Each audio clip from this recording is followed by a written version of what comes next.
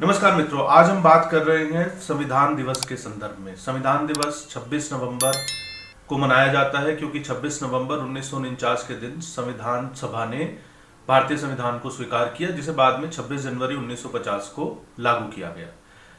संविधान दिवस के संदर्भ में यह देखना महत्वपूर्ण होगा और दिलचस्प भी होगा कि समान नागरिक आचार संहिता यानी कि यूनिफॉर्म सिविल कोड को लेकर हमारे जो कॉन्स्टिट्यूशन मेकर्स थे, संविधान निर्माता थे, उन्होंने क्या बहस की।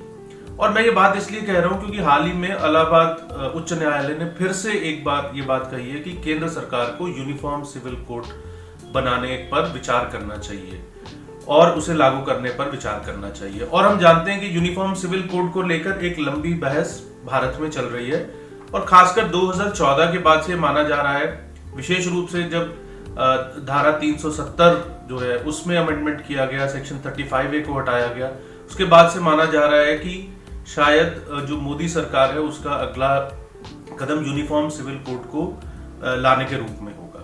तो ये देखना महत्वपूर्ण होगा कि संविधान सभा में इस मुद्दे पर क्या बहस हुई और यूनिफॉर्म सिविल कोड पर ओवरऑल संविधान सभा का क्या व्यू था।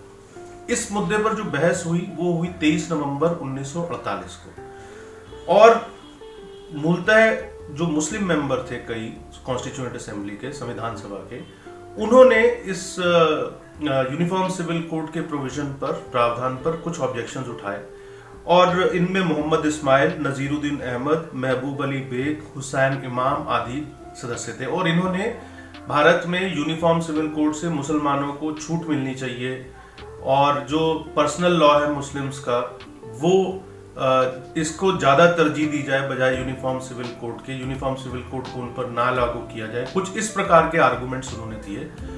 और उन्होंने यूनिफॉर्म सिविल कोड में ये प्रोविजन रखने के लिए एक अमेंडमेंट भी प्रपोज किया, एक संशोधन भी उन्होंने प्रस्तावित किया कि इसमें मुसलमानों को जो है वो छूट मिलनी चाहिए और कुछ दूसरे धर्म के लोगों को भी छूट मिलनी चाहिए। बहरहाल तो ये डिबेट में मोहम्मद इस्माइल, नजीरुद्दीन अहमद, महबूब अली बेग, हुसैन इमाम, इन्होंने अमेंडमेंट प्रपोज की और बहस में हिस्सा लिया और अपने आर्गुमेंट्स रखे। ये लोग यूनिफॉर्म सिविल कोड की अवधारणा से सहमत नहीं थे।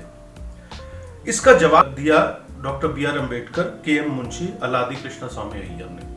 और बड़ा दिलचस्प जो है वो डिबेट इस मामले पर चला। उसमें डॉक्टर अम्बेडकर जो है उन्होंने एक बड़ा दिलचस्प, सबसे पहले डॉक्टर अम्बेडकर ने जो है इसके ऊपर अपनी बात रखी। तो डॉक्टर अम्बेडकर जो है उन्होंने एक बड़ा दिलचस्प ये तर्क दिया कि यूनिफॉर्म सिविल कोड से मुसलमानों को दिक्कत क्यों हो रही है, या मुस्लिम सदस्यों को दिक्कत क्यों हो रही है।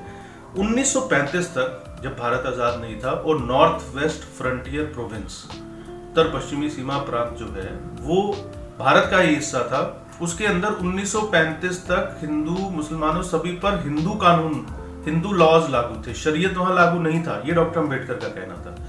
ये तो 1939 में जो सेंट्रल लेजिस्लेटिव असेंबली थी उसने एक कानून बनाया जिससे कि शरीयत लॉ को वहां पर लागू किया गया। तो 1935 तक कोई ऐसी दिक्कत नहीं थी, वही कानून मुसलमान मानते थे, वही कानून हिंदू मानते थे। तो अब जो है ऐसी क्या दिक्कत हो गई कि यूनिफॉर्म सिविल कोड को जो मुस्लिम सदस्य हैं उनको इस पर आपत्ति हो रही है।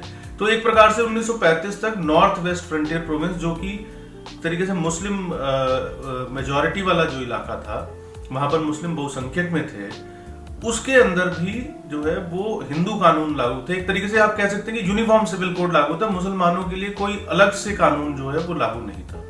तो इसलिए ये डॉक्टर अम्बेडकर का तर्क था और साथ में उन्होंने आश्वस्त भी किया कि मुस्लिम सदस्य आश्वस्त रहें कि ऐसा नहीं है कि इससे उनके हित जो है वो खतरे में पड़ जाएंगे। इसके अलावा जो कन्हैयालाल माणिकलाल मुंशी थे और अलादी कृष्ण स्वामी अय्यर, इन लोगों ने जो तर्क दिए, मैं उनका एक समरी, एक समअप करके उसके जो है कुछ प्रमुख बिंदु आपके साथ एक दो बिंदु साझा करता हूं।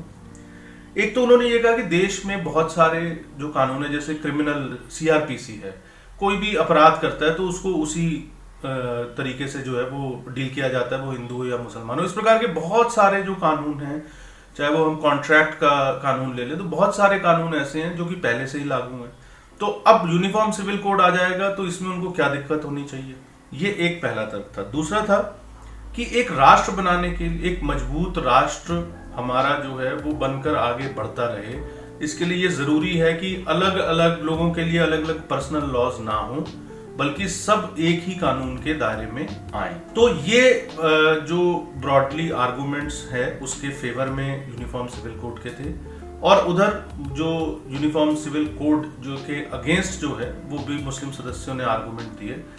कुल मिलाकर फिर इसको जो है वो रखा गया सामने कि इसे स्वीकार किया जाए या ना किया जाए। संविधान सभा ने यूनिफॉर्म सिविल कोड को स्वीकार किया। उन्होंने कहा कि इसे लागू करना चाहिए। ये डायरेक्टिव प्रिंसिपल्स में नीति निर्देश जो है हमारे उसके अंदर चला गया।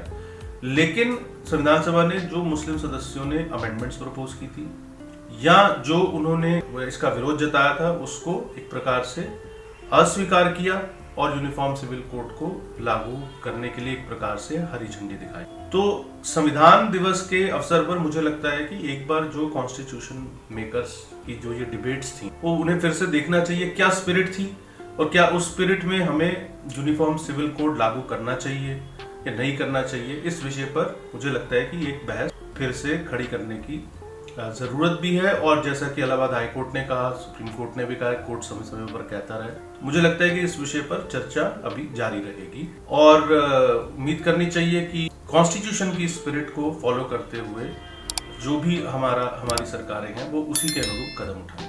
तो आज के वीडियो कॉलम में इतना ही। जल्दी मिलेंगे अगले वीडियो कॉलम में एक नए विषय के साथ। तब तक के लिए नमस्कार।